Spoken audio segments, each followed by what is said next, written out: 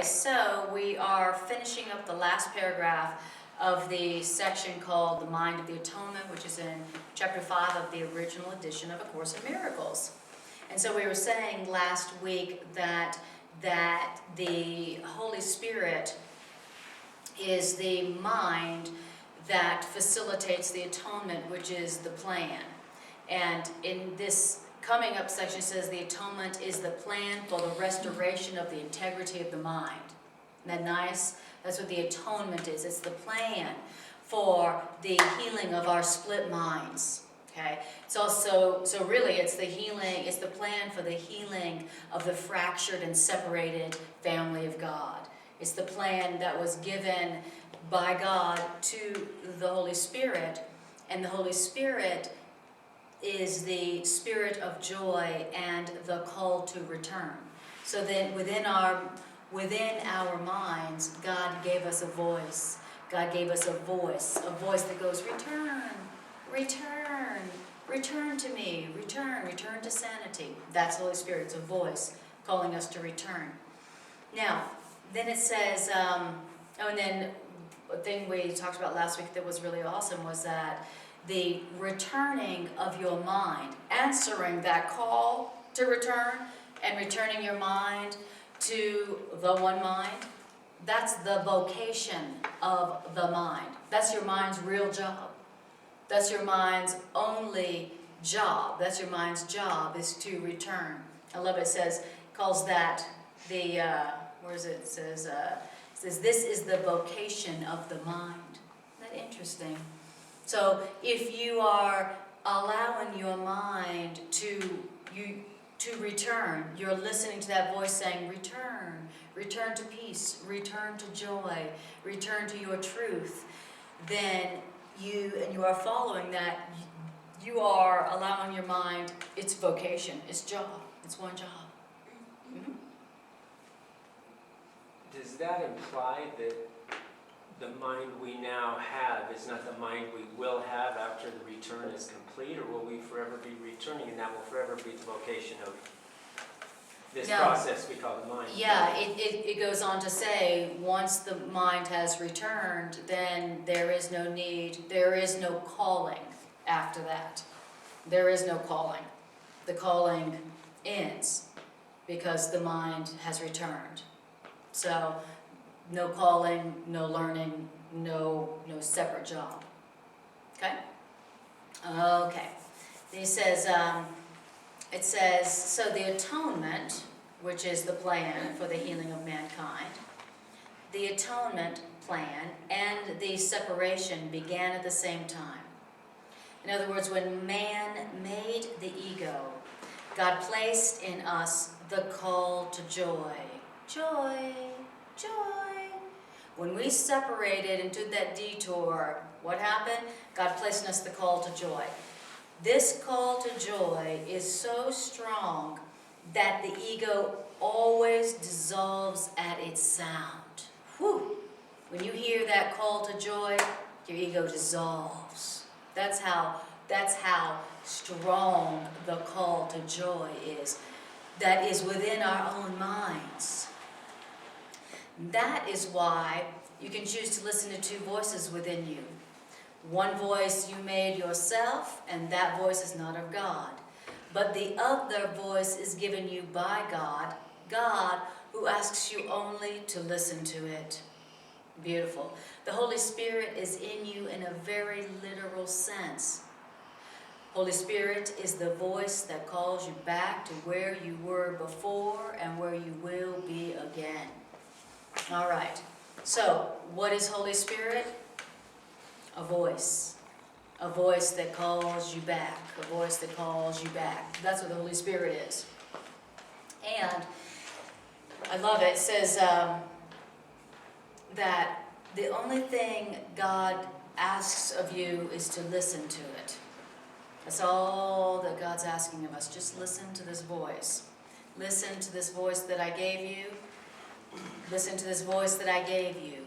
I gave you a voice that will always call you back. And here's how this voice will call you back: with joy. It'll be a joyous voice. It'll be a joyous voice, a happy voice. And this voice will always call you back until you return. Isn't that beautiful? And you can't lose it. And now you can dissociate it, and you can not listen to it, and you can reject it and pretend you don't hear it. But if you do listen to this voice and follow it, then where you're going to be going to is joy. It's going to be good. And I love it. And all we're being asked to do by God is just listen to it, just hear it. So what is it that when we're doing it, we naturally and easily hear that voice? What is it that when you're doing that thing, or in that condition, you can hear that voice? And for me, there's a lot of different things. Sometimes when I'm in nature, or when I'm doing yoga, or when I'm teaching class, or when I'm meditating. Those are some of the conditions that when I'm in those conditions, I can hear that voice. I can hear it clearly. I can hear it speaking to me. And I can hear it calling me back to joy. That's where it's really calling us back to. Come back to joy. Come back to joy. Your natural state, where you came from. Isn't that nice? So it's just, this is a voice, and God, it was a voice given us by God, who asks us only to listen to it. And this voice, Holy Spirit, is in us in a very literal sense. And you'll be able to recognize it because it's calling you back to where you were before and will be again. So it's like, remember, remember. And I love hearing that it's in us in a very literal sense. It's there. You can't lose it. All right, so what we're doing here in our practice is we're learning how to hear it. We're learning how to create the conditions and establish the conditions in which we can hear it. That's what we're doing here. What's it going to take for me to hear that voice better, more clearly, more frequently? What's it going to take? So, Spirit, we ask you for the right conditions. We ask you to help us do the things and be in the places that help us to hear that voice. Because it's that voice that draws you back and brings you back to what? Joy. A state of mind that's joyous. Okay? All right. So that's what we're doing here. Then the next section is called The Voice for God.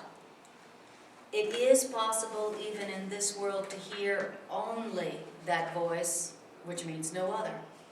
Now, it takes great effort and great willingness to learn how to hear this voice. That's what we're learning, how to hear the voice. How to hear the voice. How to hear only that voice and no other, that's the final lesson that I learned. And don't forget, God's children are as equal as learners as they are as souls. Okay? So what is our teacher telling us here? We're here to learn how to hear the voice. How to learn how to listen to the voice. Not just how to listen to the voice, but how to listen only to that voice. Can you imagine? Can you imagine if you had experienced a state of mind where you only listen to the voice of Spirit. You only listen to God's voice. Wow. And no other. Interesting. Now, you can do that. It's possible. We're being told it's possible to do that here. Just to hear that that's possible is a miracle. Just to hear somebody say it is possible only to hear the voice for love. It is possible to only hear the voice for love and no other voice. Now, yes, it takes great effort and great willingness. Okay? So we're having to learn how to listen to that and how to not listen to the voice of the ego. How do I not listen to the voice of the ego? How do you not listen to the voice of the ego? That's what we're learning. Now, our teacher is telling us, I learned how to only listen to the voice for love and no other voice. And don't forget, all of God's children are as equal as learners as they are as souls. So our teacher's like, look, if I can do it, you can do it. Because we're all equal learners. We're all equal learners as we are equal souls. Wow. So that's what we're learning how to do. how to listen only to the voice for love and not listen to the ego. That's it. Don't you think that's a great thing to talk about? How do you not listen to the ego? When the ego starts talking, you know how loud and obscuring and obnoxious the ego's voice is. How do you not listen to that voice? This was the final lesson you learned. That's right. I might have a few to go. Just maybe. Well, you must, because you are here with us. Yeah. That pretty much tells the story. When he says how we can learn it, I think it's interesting that he says it takes effort Yes. and great willingness. Yes. So it's going to be more emphasis for us on willingness and less on effort. The effort isn't so difficult if you just have great willingness. Exactly. They may be synonyms. The effort, which means great willingness to learn how to only listen to the voice of love and the voice of truth and not listen to the ego. I mean, the first part of that is hearing something tell you, hey, you don't have to listen to the ego, right? You know you don't have to, right? It's a choice. Like, just even being reminded that it's a choice and that I'm not the victim of the ego. You know, there's this old belief in me, this is when my ego starts speaking, when the voice of fear and the voice of guilt and the voice of doubt starts speaking, that I have to listen. You know, and like, obviously I'm forgetting that, oh, I don't have to listen to that. I don't have to listen to that. Just being reminded of that is the start of it, right? Well, I think it's interesting, and maybe you can clarify this, the number of times in this book it says, all I need is your little willingness. Yes, that's right. Because actually, I read this a couple of weeks ago, and I do find that it takes effort and great willingness, because the times that he has said to me, it takes your little willingness, I have always said, I think it takes great willingness. Yes, It takes that's an awful right. lot of effort. That's right. It's like I've said before in here, I really think this is a full-time job. When you wake up in the morning to when you go to bed, to even how you put yourself to sleep. Yes, This is that's a right. full-time job. And exactly, hence a vocation. This is the vocation of the vocation, mind. yeah. This is your mind's real job. This is what your mind's real job is to learn how to listen to that voice and to stop listening to the ego's voice, the voice of fear and doubt and guilt and anger. So that's what we're learning in this particular section. First of all, how do you even tell the difference in the voices in your mind? That's a big learning goal right there. How do I even know when it's my ego and when it's the voice for God, the voice for love, right? So first we're learning how to tell them apart, and then we have to learn and remember that we have a choice. And then we have to learn to use and utilize our freedom of choice. And then the workbook is genius at that. You know, the workbook teaches us how to recognize the difference, and when we recognize that we're listening to the voice of the ego, to say things like, that is not what I really want. Instead of that, I want, and then you say your workbook lesson, right? So that's what we're learning how to do.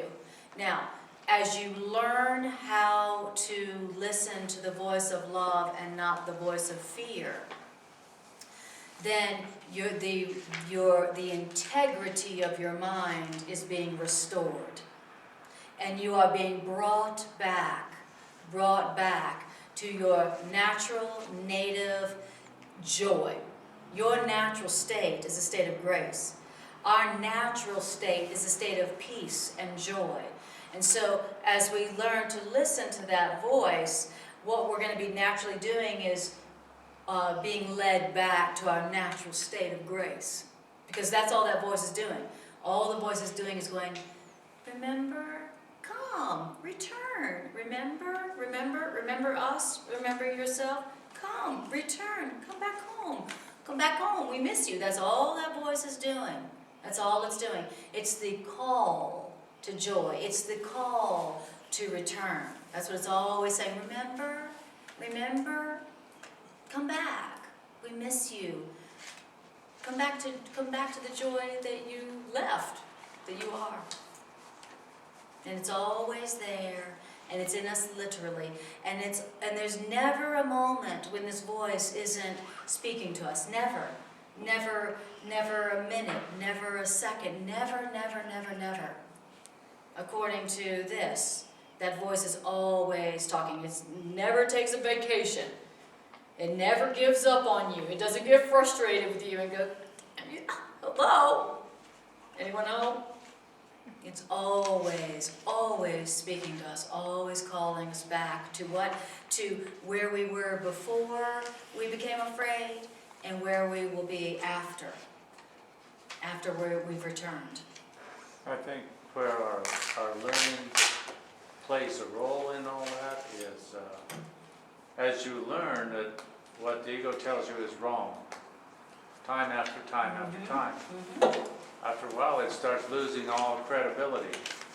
It's meaningless. When you no longer believe it, it doesn't matter how loud it is. That's right, that's exactly right. It's like static. Well, that doesn't mean anything. Exactly. And I think that's the thing is, as we practice it and do it, it gets easier and easier. So, oh, that doesn't feel good. It must be the ego. Exactly. And right away, you know it's telling you a bunch of crap. Yep, that's and right. you just shut it off. That's exactly right. That's one of the ways we learn how not to listen to the voice of the ego. First, be able to identify the voice of the ego.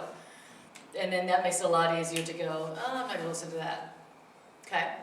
So then it says, when this plan for the restoration of the integrity of the mind is complete and the whole family of God is healed, then there will be no call to return. But what God creates is eternal, which means the Holy Spirit will remain with us to bless our creations and to keep them in the light of joy. So once we return, once the family of God's been healed, there'll be no more call to return. But whatever it was that we have created, even here, the Holy Spirit will continue to bless our creations. Okay. Then it says, you are the kingdom of heaven. You are heaven. But you have let the belief in darkness into your minds. And so you need a new light. I have let the belief in darkness into my mind, and so I need a new light. The Holy Spirit is the new light. The Holy Spirit in you is the radiance that you must let banish the idea of darkness. Beauty. Why is that? Because Holy Spirit is the glory before which dissociation or the darkness falls away. And when the darkness in you falls away, then heaven breaks through into its own. Beautiful. So not only is Holy Spirit a voice that calls you back to joy, that calls you back, Holy Spirit is also radiance. Holy Spirit is also light. It's radiance. Where is that radiance? Where is that light? In you. So there is a light in us. There is a radiance in us that when we call to it, it blazes. It blazes so much that the darkness, the fear, the guilt, the anger, the pain, the suffering within us falls away. It falls away. So when you call to the Holy Spirit, or you hear it calling, you listen to it, what happens is light within you. Light emerges and blazes within you, before which your ego falls away. Then it says, before the separation, you didn't need guidance. Before you took your detour into fear, you knew, as you will know again, but as you don't know now. Now, God doesn't guide, because God can share only perfect knowledge. Guidance is evaluative, because guidance implies that there's a right way and also a wrong way.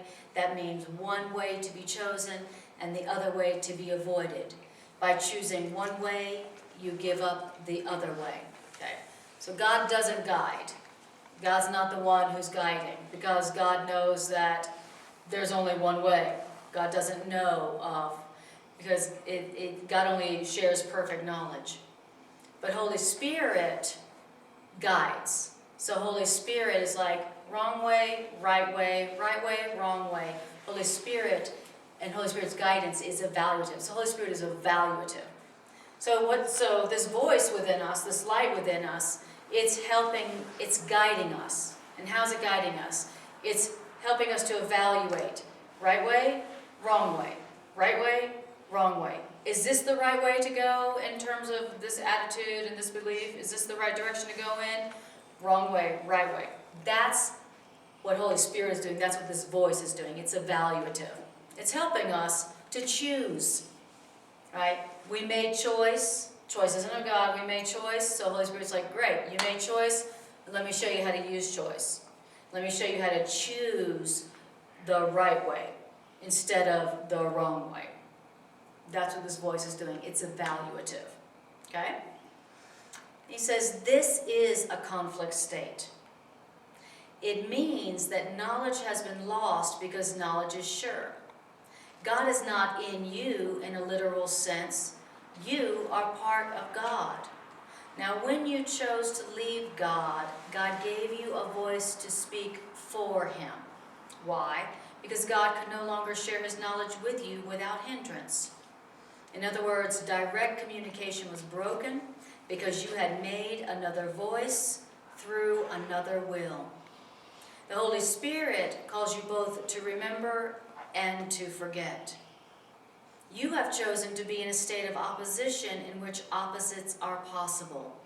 As a result, there are choices which you must make. In the holy state, in your right mind, the will or the mind is free in the sense that the mind's creative power is unlimited, but choice itself is meaningless. Okay. So, where did choice come from? Choice came after our direct communication with God was broken. When we decided to leave God, which means when we decided to break communication with God, then God couldn't communicate with us directly. So God had to give us a voice that would speak for God, and that's the Holy Spirit. And now the Holy Spirit, now that we made choice, now Holy Spirit has to be our guide in choosing.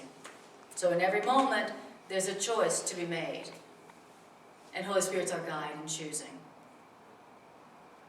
All right. It's just another one of those, we really couldn't do that, but we thought we could. We believed it, so therefore, that's the realm we're in. Yes, that's it. Exactly. It says, when we left God, when we chose to leave God, He gave us a voice to speak for Him because He could no longer share His knowledge with us directly. We broke direct communication. How did we break direct communication with God? We made another voice through another will. I made another voice through wanting something else besides direct communication with God. And that's what Holy Spirit's doing. Holy Spirit is calling us to remember and to forget. To remember our truth and to forget the voice that we had made. All right, any questions on that? And then, so here now we have choice, okay? We made choice, okay, fine.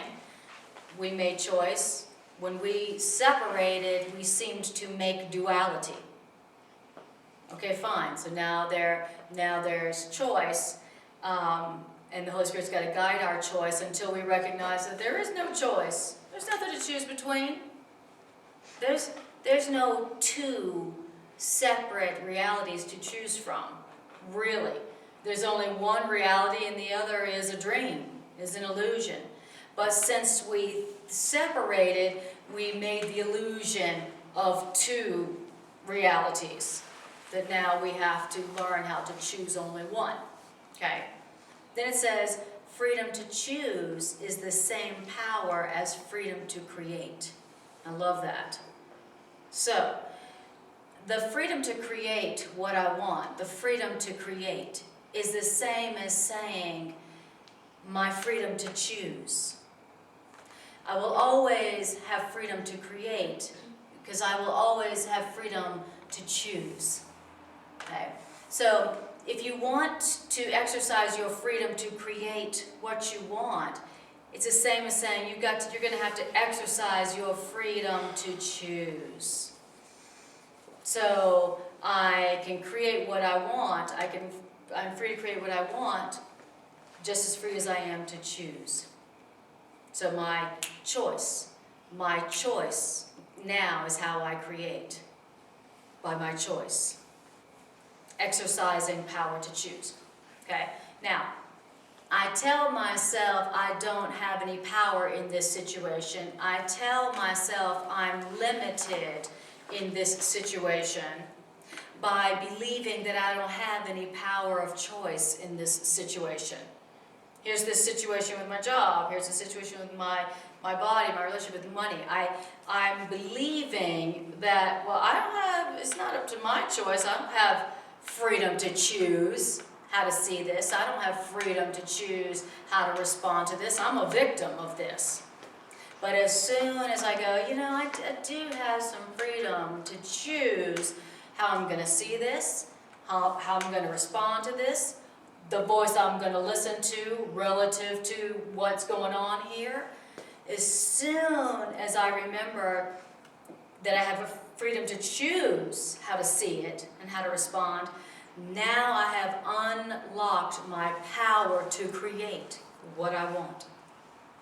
As soon as I remember that I'm free to choose how this goes, and I'm free to choose how to see it and how to respond. And I'm free to choose which voice I'm going to listen to. I could listen to my ego tell me about what's going on here, or I can listen to the voice for love in how to respond and what's going on here. I have the freedom to choose how to see it.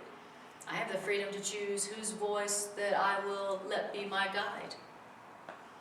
That freedom to choose is the same as my freedom and my power to create what I want. Wow. So all my power to create is right behind my remembering that I'm free to choose how to see it. So if I feel limited, I'm not exercising my power to choose. I'm forgetting that I have that power. I'm seeing myself as a victim. All right. So I like that. So what is it right now in your experience that you're feeling limited by? What is it right now that, even though you might not be saying it, you feel like a victim of it? I might not be saying, I'm a victim of this job, or I'm a victim of my body, or I'm a victim of that person, but where is it that you feel limited? Where is it that you feel frustrated? Where is it that you feel angry? Where is it that you feel like you're being taken advantage of?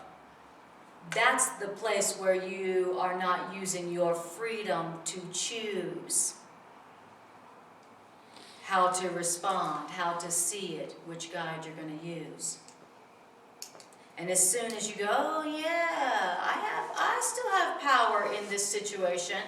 I still have power of which guide I'm going to ask to help me in this situation. I still have power to choose how I'm going to see it and how I'm going to respond. I still have more. I have power in this situation. I have power here in my job, in my relationship with my body. Freedom to choose is the same as freedom to create.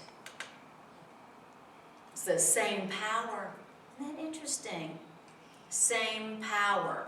Power to create, power to choose. Nice. Want to unlock your power in any situation? Utilize your power to choose how you want to use it, who you want to guide you. Okay? So did it happen that I created this, and then as soon as I didn't want to be responsible for it, that's where my power, that's why I'm limited. As soon as I take back that I made it in the first place, That's right. my power to choose returns because I'm That's not. exactly right. Exactly. Yeah, that's really taking back your power. So you go from, I am free to choose how to respond to this, and you say, I chose this, I was free, and I used my power to choose this. This is here because of my freedom to choose. That's where this came from. That's how powerful I am. I chose this. I have the power to choose this crappy situation.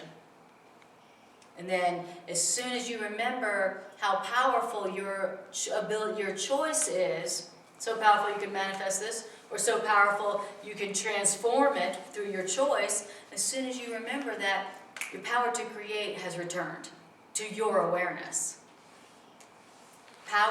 Freedom to choose, same power as freedom to create. I love that. So wherever you feel like you don't have the freedom and don't have the power, that's where you are not exercising your own power to choose. Okay? So right now, our power is the power of choice, the freedom of choice. That's our power. I still have, my power is I can choose. I will never be without the choice. I will never be without the power to choose again. Ever. That's my power. Because as soon as I change my mind and choose once again, my power returns to me. That I never lost, but I had dissociated. So where is it in your life right now that you have forgotten about your power to choose and you haven't been exercising it? You've just been kind of going along with an external program or someone else's program or someone else's perception of you, where you've just been going along with a seeming limitation without going, I think I'd like to exercise some power of choice here. I think I'd like to exercise my own freedom of choice here and make some choices. I'd like to use my freedom to choose something different, to choose another way of looking at it, to choose a different guide. So somewhere after I created or chose something, I thought I would be better off somehow being the victim of instead of the creator of. Yes, that's exactly right. That thought probably isn't in my conscious awareness, or it wouldn't be happening. That's right, exactly. But somehow, so you could once again say, where's the payoff here of being the victim to this, or That's right. why did you think you would be better off? Absolutely. And if you were to take a situation that seems like it's limiting you or hurting you, and to choose to look at it like, wow, I must be really powerful to be able to manifest that. Look how powerful my mind is. I manifested that, and I manifested this. Wow, well, if I have the power to manifest that, if I had the power to choose that, then I certainly have the power to choose something else. And the Course says, look, if you didn't have the power to choose that situation that seems to be hurting you, if you didn't have the power to choose it, you certainly don't have the power to choose something else. And so if you want to be able to choose something else, you need to recognize that you had the power to choose the thing that you don't like. The power, the freedom to choose is the power to create. Very powerful. All right. My own power that frightens me without me realizing it. That's right. Because soon all my excuses are gone. That's right. If you follow that to the end. That's right. And I love that. I love hearing that it's like your magic phrase or your magic amulet. No matter what jam you get yourself into, you have a power that can get you out like that, should you choose to use it. And anytime you're in a jam and you go, I still have freedom to choose. I'm going to exercise my freedom to choose. I can still choose how I want to respond, how I want to see this. Boop, you're out. It's like this magic phrase that pops you out. As soon as you remember, I have the power. I have the power to choose this, and I have the power to choose something else, and I have the power to choose how I see it, you're out. It's like your escape hatch from when you're in a jam. It's how you access your own power, where you reclaim your power and make a quick getaway. Back to peace. Which is back to being quiet. Yes. Yeah, I think last week you said something about instead of reacting, you Oh yes, you stop instantly. stop instantly. Yes, That was it. stop immediately. Yes, exactly. That's exactly right. You quiet down and you quiet down immediately. Exactly, which is definitely a choice you make, you know, to be still and listen. Because listening and quiet is the main condition, or is the optimal condition for hearing the voice that's in you. That's one of the optimal conditions. I know. Let's see. If I want to hear the voice for God, let's see. What I have to do? You're going to have to shut up. Oh. You had me right up until that point. Right? And it's also, that's also your instant escape. Your instant escape is as soon as you can listen, as soon as you choose to listen to the voice of truth or the voice of peace, at that moment, as soon as you use your power to choose for that, you're out. Because that voice for peace will immediately be saying, go here, go there, do that, do this, do nothing, right? Remember, this voice is evaluative. It's a voice of guidance. It's like a GPS, the God positioning satellite. The voice for God within you, the Holy Spirit, is always going, go here, go there, do this, do. It's evaluative. It's very active. The voice of the Holy Spirit is not just this mamby-pamby, weak, voice. It's a real guidance system. It's always ready to tell you exactly where to go, what to do, what to say, and to whom. It's always ready. But you can't hear it if you're talking. No. That's why the Course says that all things are answered in quiet. All things are answered in quiet. Why? Because that's the only state of mind you're going to hear the guiding you. That's why the voice often tells you of where the real power lies, and it also tells you of choices. That's right. That seems to me how it often guides us out of wherever. That's right. Exactly. And this voice will never talk over you. It will never talk over your voice. It always waits until you're quiet, until your voice, the one you made up, is quiet. Because it doesn't command, it doesn't demand, it's not intrusive. Because it's loving, right? So it has to wait until we have quieted the voices that we have made. Until it's welcome. Right, until it's welcome. This voice waits only on welcome. That's Not on it. time. That's right, not on time. Exactly. If you could just remember what you just said, you can't hear it if you're talking. Right. Right there, that would be your cue to quiet down. That's exactly right. That's exactly right. All things are answered in quiet.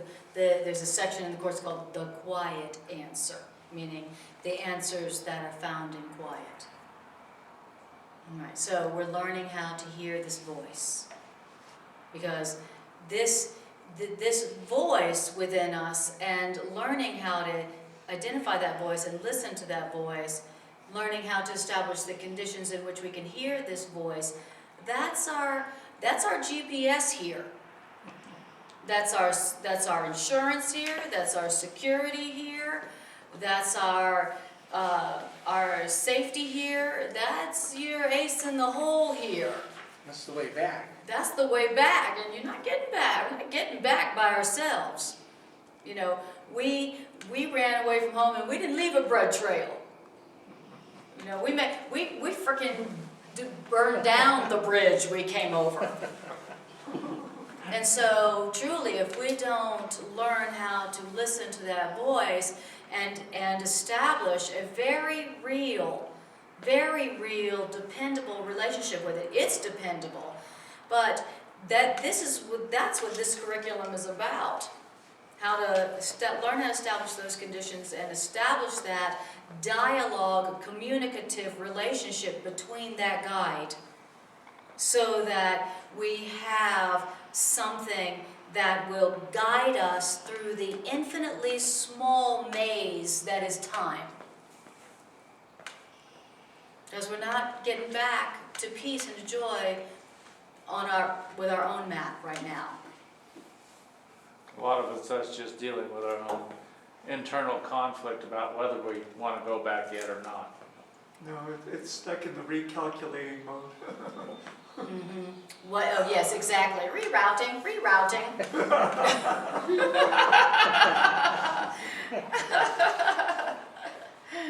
Exactly. Yeah, so learning how to quiet the mind, that's really, really important for our feeling of safety, our feeling of security, and also for being efficient in our journey here, for being efficient so we're not wandering.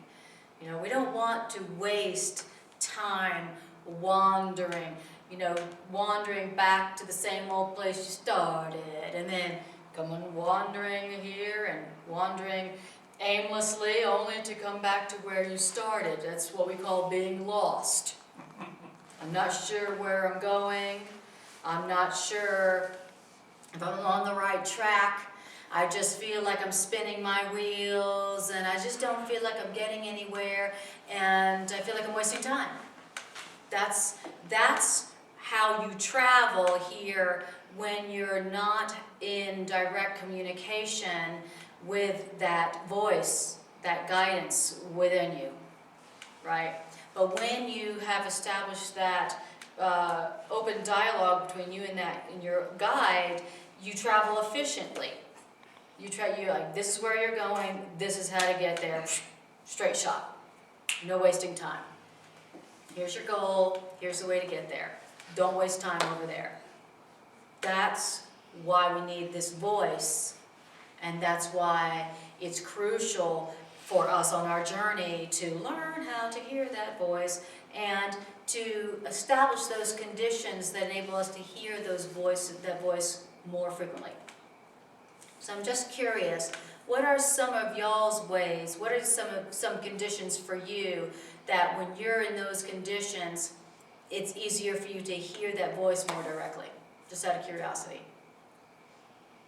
For me, it's like meditation and being in nature and doing yoga, for instance.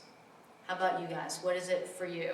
I hear it after I get out, like after I meditate, then I get like this deep intuition. Uh-huh. And it's like, wow, So for you, it is meditation, but you notice you hear the voice very after. clearly after. Yeah, Okay. I come out and I sit there for a while and Mm-hmm. I don't like get on with my day until I just kind of wait to hear it. Beautiful. Beautiful. I may be very clouded by my ego, but it seems like it's always serendipitous for me. Mm-hmm. I have no idea it's coming. It's not because of anything I did. Mm-hmm. That you know of, or that you That I'm recall. aware of. Yeah, Nice. it can come at the worst possible times when I'm in my ego, or it can come when I've fasted and prayed and meditated for weeks. Mm-hmm. Okay.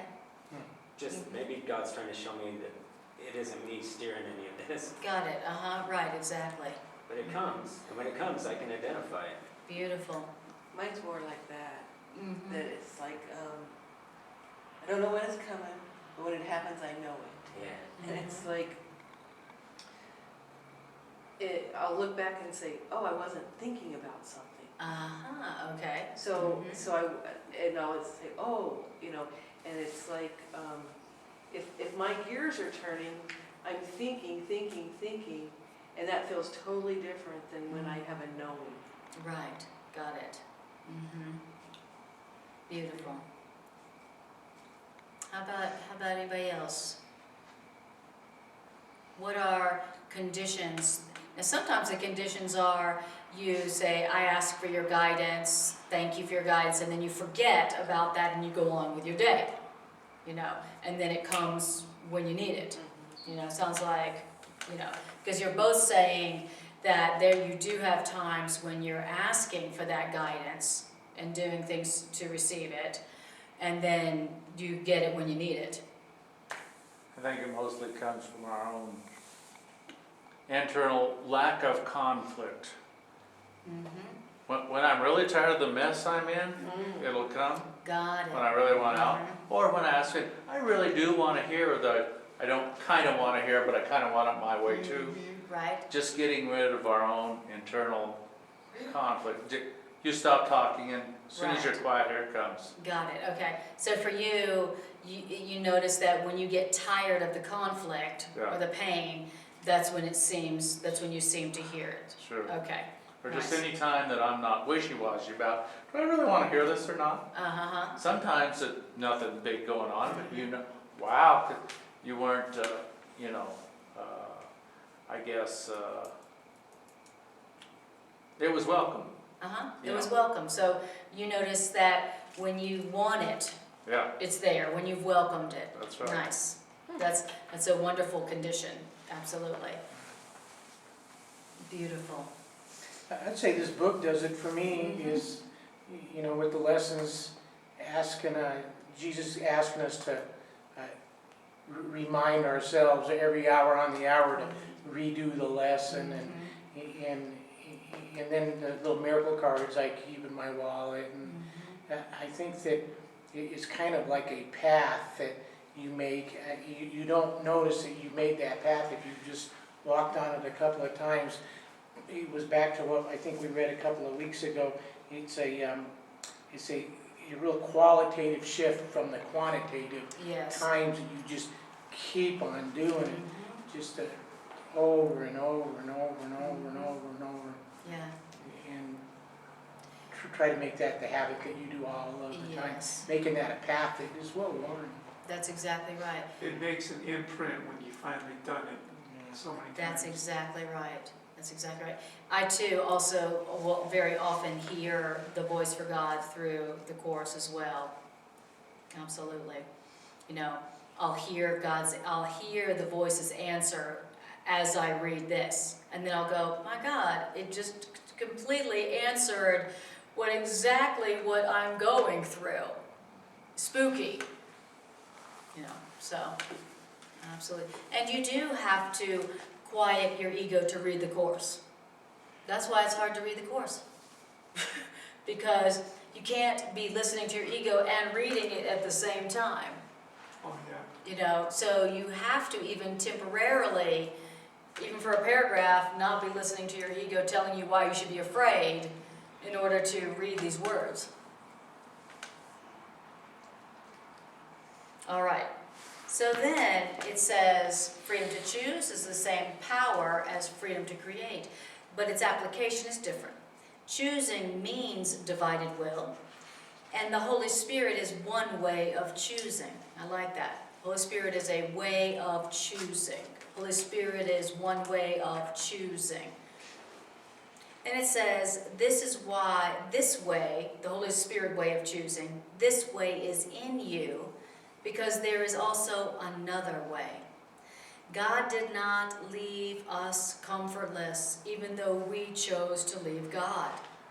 The voice we put in our minds was not the voice of God's will for which the Holy Spirit speaks. The call to return is stronger than the call to depart, but it speaks in a different way. I love that. The call to return, the call to joy, the call to return is stronger than the call to depart. All right, I love that. The Holy Spirit is one way of choosing. There is another way. And God did not leave us comfortless. What does it mean to say God did not leave his children comfortless? It means there will always be another way of choosing. There will always be another way of choosing, and Holy Spirit represents another way of choosing. You will always have that voice in your mind to help you make another choice. And when you call to the Holy Spirit, you go, Holy Spirit, help me, decide for me, decide for peace for me. That is a way of choosing. That is another way. Then it says, the voice of the Holy Spirit does not command. This is how you recognize the voice of the Holy Spirit, okay? How will I recognize the voice of the Holy Spirit? Well, here's one clue. The voice of the Holy Spirit does not command. So I'm going to tell you what to do. It doesn't command. Why does the voice of the Holy Spirit not command? Because the voice of the Holy Spirit is incapable of arrogance. So if you hear a voice saying, you gotta go do da-da-da-da-da, or you better blah, blah, blah, you need to do such and such, and it feels like a command, okay, well that's, all right, that's not the voice of the Holy Spirit. Okay, that's not the voice of the Holy Spirit, because the voice of the Holy Spirit doesn't command. If you hear the voice of the ego through somebody commanding you, you can go, okay, well that's not the voice of the Holy Spirit in that person, because the Holy Spirit doesn't command. Because the Holy Spirit is incapable of arrogance. Here's another way that you'll be able to tell if it's not the voice of the Holy Spirit. The voice of the Holy Spirit does not demand. Why? Because the Holy Spirit doesn't seek control. Okay? Is the voice commanding? Is the voice demanding? Okay? If it is, it's not the Holy Spirit. And if it is the voice of the Holy Spirit, it won't be commanding or demanding. Here's the other thing about the voice of the Holy Spirit. It does not overcome because it doesn't attack. So it's not trying to overcome your objections. It's not trying to overcome you. It's not trying to overcome. It's not trying to overpower you. And here's what the voice of the Holy Spirit does do. The voice of the Holy Spirit merely reminds. So that's how you'll know when you're hearing the voice of the Holy Spirit. It'll just go, remember such and such? How about da-da-da? Remember blah, blah, blah? Remember that there's another way? Remember there's a better way? Remember it doesn't have to be like this. Remember, it's just all it does is remind you. It's not telling you how it's got to be. It's not telling you how it should be. It's not telling you how it's going to be. It's just reminding you. Isn't that nice? And the voice of the Holy Spirit is compelling only because of what it reminds you of. The voice of the Holy Spirit brings to your mind the other way. And it remains quiet even in the midst of the turmoil you have made for yourselves. Here's another way you can tell if you're hearing the voice for God. The voice for God is always quiet because it speaks of peace. And that's because peace is stronger than war. Nice. Peace is always stronger than war. Why is it that peace is stronger than war? Because peace heals. See, war is division, not increase. And so the truth is that no one gains from war. War is divisive, peace unifies. Which one's stronger? Okay. So, beautiful paragraph to help us to be able to tell the difference between the voice of joy, the voice of truth, and the voice of the ego. Now, just those little tips alone will take us a long way, take us far in learning how to listen to that voice and not to the ego. So apparently the first part is remembering, okay, this is what the Holy Spirit's voice sounds like, all right, this is what ego's voice sounds like. So that now when you hear the voices, you'll be able to tell them apart. Is this voice commanding? Is it demanding? Is it seeking control? Is it trying to overcome you? Is it trying to overpower you? Is it quiet? Is it speaking of peace? Or is it speaking of division? That should be enough qualifications alone. Sacrifice. Is it talking about sacrifice? If it asks for sacrifice, that's part of demanding. It's Uh, always your ego. If it's talking about what you've got to give up and what you've got to lose in order to have, it's a voice of demand. It's demanding. Absolutely. And just that clarification alone, the voice for God is quiet. I mean, because how often is the voice of the ego quiet? I mean, It can go all night. it could go all day long, all night. It is just loud, blaring, obscuring. The ego's chatty. I mean, it's just, you know, that voice you can't shut up, that's not Holy Spirit. Just by virtue of the fact that this voice won't shut up, lets me know that it is the voice of my ego. And I'm learning that I don't have to listen to it. I mean, that's a revelation right there. I don't have to listen to this demanding, commanding, loud voice. Really? I mean, I can just feel my ego getting uncomfortable just even saying that. Now, you know, the ego's like, you know you have to listen to that voice. You can't just shut me out. Right? I don't have to listen to it. It seems like a good deal of his dialogue is packed with either feeling guilty or having, or wanting someone else to feel guilty. Yes, that's exactly right. Right. Well, That's yeah, that's a all- demand too. That's a demand too. It's also that's also a voice that seeks to overcome. You know, the voice that's trying to make you feel guilty to get its way, whether it's yours or someone else's, that's a voice that's trying to overcome you, overcome your objections. I find it interesting, it calls it both quiet in that and silent even. Yes, that's Yet right. it's so clear. Yes, that's right. And even though it's quiet, it's still more powerful than war. It's still more powerful than the voice of the ego will ever be. So he's reminding us that it has all power because it's quiet. Wow.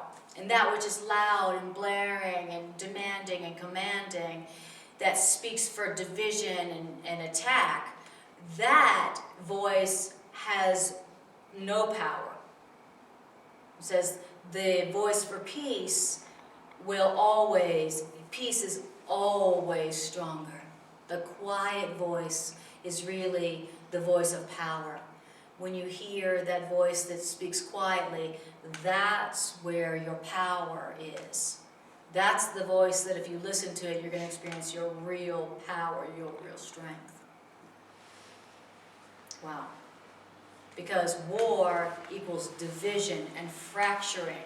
And where's the internal strength in something that's fractured?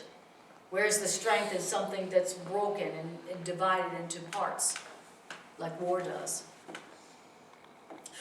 But peace unifies, which means consolidates, makes stronger. It calls for you to make friends instead of attack. That's right, which makes you stronger. All right, now, I love it also, it said, okay, so the reason that the quiet voice, even though it's quiet, is powerful, and the reason it's compelling is not because of how it's speaking to you, but what it's reminding you of. So it's because of what it's reminding you of, that's where its power is, not in what it says. It says, that voice, the voice of the Holy Spirit is compelling only because of what it reminds you of. That's what makes it powerful. Not how it says it, but what it's reminding you of. Whereas the ego's voice, its power comes in how it's saying it. It's loud, it's demanding, it's commanding, it's obnoxious, it's blaring. I noticed the Holy Spirit tells you what is, and your ego tells you what it looks like. Right, Indeed. You know, That's it's a whole good. different thing. That's very good. And I like that. Here's how you also recognize the voice of the Holy Spirit. It's always reminding you that there's another way. That's all it's doing. It's bringing to your mind the other way. It's always reminding you that there's another possibility. There's another way. There's a better way. That's all it's doing. It's not saying, get on a better way. It's reminding you, this could be different. There could be a better way. Would you like a better way, right? And so it's bringing to your mind the other way. And it says it's remaining quiet even in the midst of the turmoil that you make for yourselves. That's another way that you'll recognize it. It will be the voice that is remaining as a quiet center in the storm. You ever had one of those crisis experiences where I was in total crisis, it was danger all around, and yet there was this something within me that was quiet. It was a quiet in the midst of a sneeze. Thank you, ego. That was a sneeze? Don't say that. It was an attempt at a sneeze. Let her rip. Thank you. Well, Thank talking you. about this, it makes you wonder why you ever get confused about what you're listening to. But I know. I mean, it's totally clear. Yeah. The difference between the voice of the Holy Spirit and the voice of your ego is completely obvious. It is. It makes you wonder, how was I ever confused between the voices? I notice our egos demands obedience, Oh, and the yes. Holy Spirit invites cooperation. That's right. Hey, let's try it this way. Yeah. how It'll be about- great.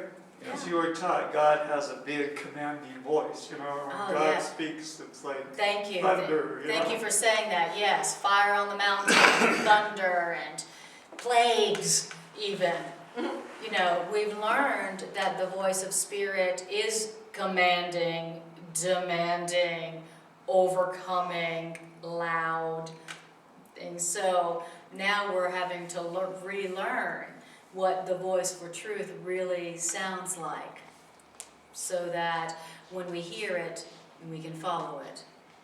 I like Yeah. Neil Donald Walsh's book, Conversation with God. He's asking God about the 10 Commandments, and God goes, I never commanded anybody to do anything. Yeah, that's right. That's right. Exactly. That's right. Exactly. Yeah. Oh, it's so wonderful to be reminded of how to tell the difference, because the voice of the Holy Spirit is always speaking to us. Always. It's never not speaking to us. Never, never, never. And the only reason we don't hear it is because either we don't recognize it, or our minds have not become quiet enough. Well, Right. and it seems to me too that we're very addicted to feeling good in the short term. And so if I project my anger out, we get addicted to that. I mean, we can read this and go, oh, yeah, it makes perfect sense. Yes. But it's, Because that would be a fearful voice, when a commanding voice. That's a- Projecting your anger out. Yeah. Yeah. Yes. but it makes us feel good in the short term. That's exactly right. It makes the ego feel good in the short term. Yes. Yeah. Yeah. Short-term relief from it's a momentary relief from pain. Yeah. Yeah. That's right. And a demanding God is just people way back in the day projecting ego onto God, and it's just, yeah, because that's what I learned too as a kid. That's exactly right. Exactly. Yes. So now we're learning how to listen for the quiet voice, and it takes great effort. It takes effort and great willingness, like we heard at the beginning of the section. It is possible to hear that quiet voice, that loving, reminding voice. It is possible to hear it and no other, but it requires effort and great willingness at first. And learning the difference between the two voices and how to tell them apart, That's part of that effort and great willingness that we did tonight. Okay? We used to have a business coach that we brought into our business, and he would talk about mind the gap, Uh-huh. which means something goes wrong and there should be a normal ego response. Yes. Oh, I A see. little gap between Yes, the event, and I found it to be very helpful. absolutely. There's a line from the chorus where our teacher says, when threat is perceived in the relationship, whenever you experience threat, stop immediately. That should be wired in. You know, instead of react instantaneously, like we said, mind the gap. Stop. Threat, stop. Threat, stop immediately. Ask. You know, if only that were our habit in life. As soon as we feel threat and you're ready to defend yourself, stop immediately. Stop. Do nothing. And ask. Right. Mind the gap. All right. So thank you for the love offering. And Thank you for sharing your time with us. oh, thank you. Thank you. All right. So why don't we do an integration meditation, shall we? All right. Shall we? We shall. Shall we learn together to create some conditions that we might hear the voice, learn how to quiet our minds? Sometimes doing the mind quieting process is helpful with other people. There's something about it that helps us to do that.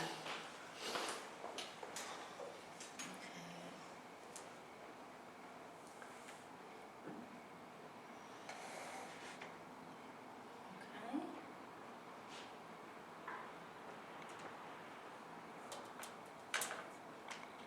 All right, so close your eyes. And just breathe.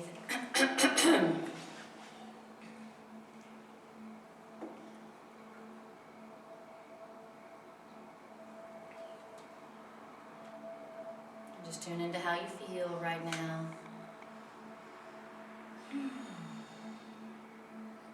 And let go of everything but this moment now.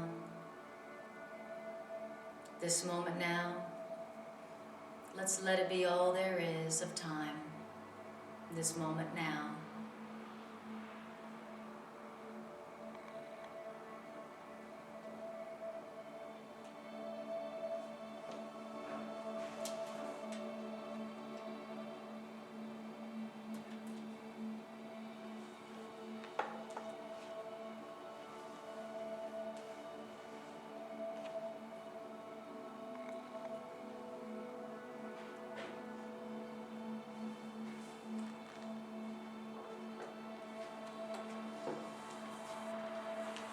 Beautiful.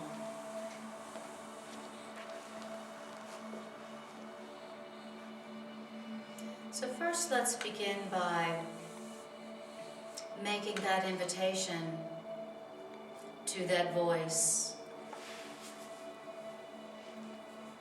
And let's begin that invitation by acknowledging that there is a voice within us. And thanking God for placing within us a voice that would speak for God, that would never let us forget, and that would always be calling us to return until the time when we returned our mind completely back to love, to God. And so we silently and internally acknowledge this voice in gratitude. You say, thank you, voice. Thank you for not abandoning me when I would reject you and forget about you and disregard you. Thank you. Thank you for remaining as a quiet center in my mind, even in the midst of the chaos I have made. Thank you.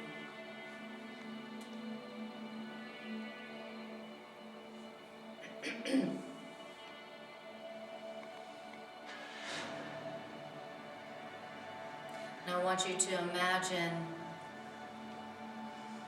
within you some darkness, maybe some clouds. And as you look into this darkness or these clouds, I want you to identify a light, a radiance, a small spark in the center of these clouds, this field of darkness.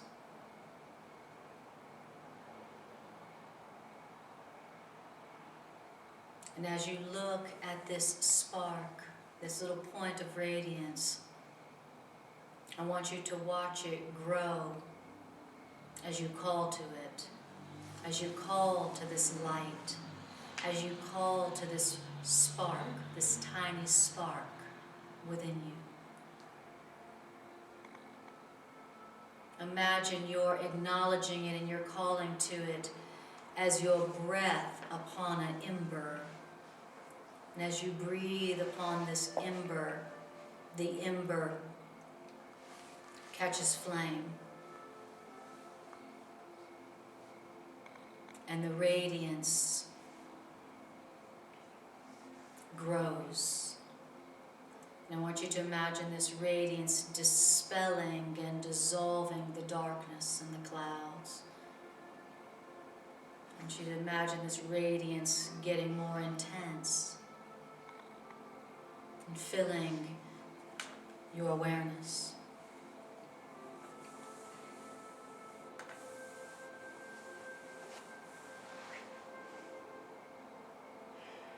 Allow this radiance to dispel your darkness, your fear, your guilt, your pain,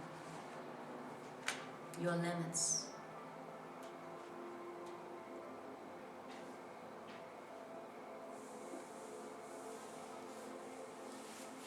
Until what you see within you is a blazing light, a radiance that's alive, with knowledge, with guidance, a living light, a living radiance within you.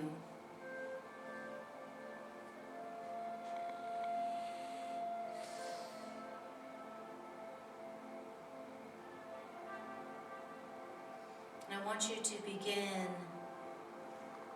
your dialogue with this voice, beginning it again in this holy instant. Acknowledging this voice, thanking this voice, and asking for its guidance.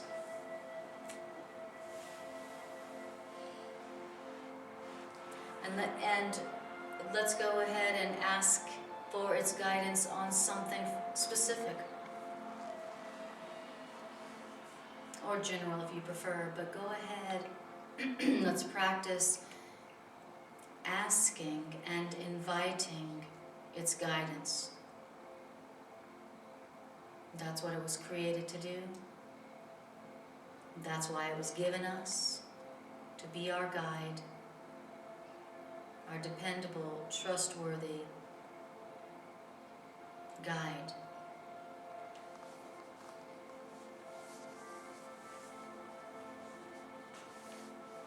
And so we ask it, what would you have me remember right now? What would you have me see? What would you have me do? How would you have me look upon myself or another? What would you have me say in this situation? What is your will for me in this situation? Let's go ahead and ask for its guidance. Practice asking, and then we practice becoming quiet enough to hear that still small voice.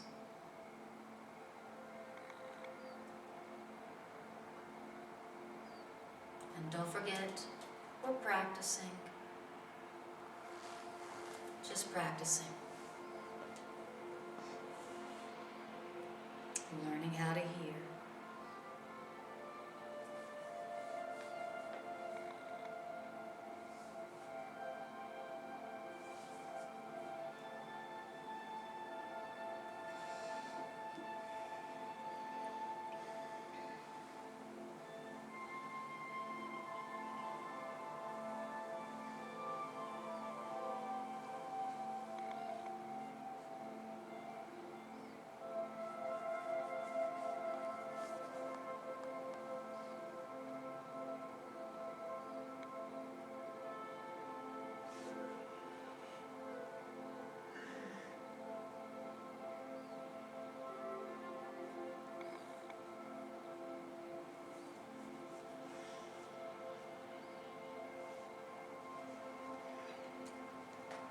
And if you don't hear anything, that's fine. Just breathe with the intent in keeping your mind open to hear.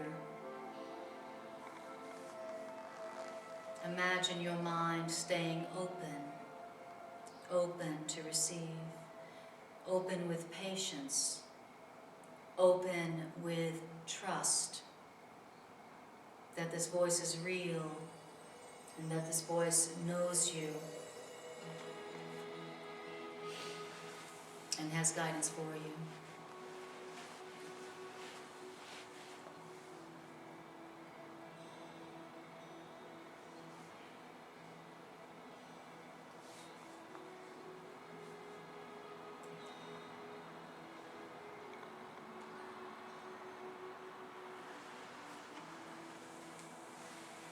Beautiful. And then let us in closing say to our guidance, our guide, I trust you. I thank you for the answers you've already given. I thank you for the guidance you've already given. I trust your ability to show me the way. I trust your devotion to me. And I thank you for the answers and the guidance you've already given.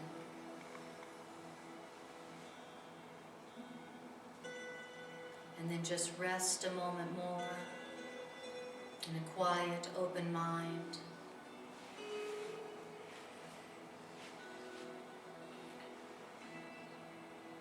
Just enjoying a quiet, open mind.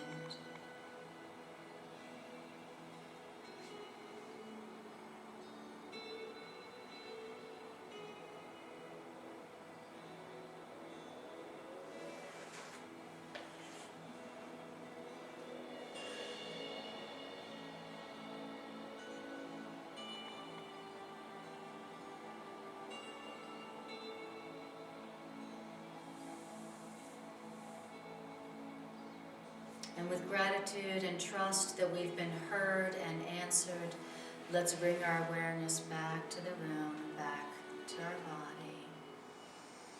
Take a breath and let that feeling set within you. Breathe it in. All right. Thank you. All right. Thank you. Thank you guys for being here. Thank you for helping us to learn. Appreciate you guys. See you next time I see you.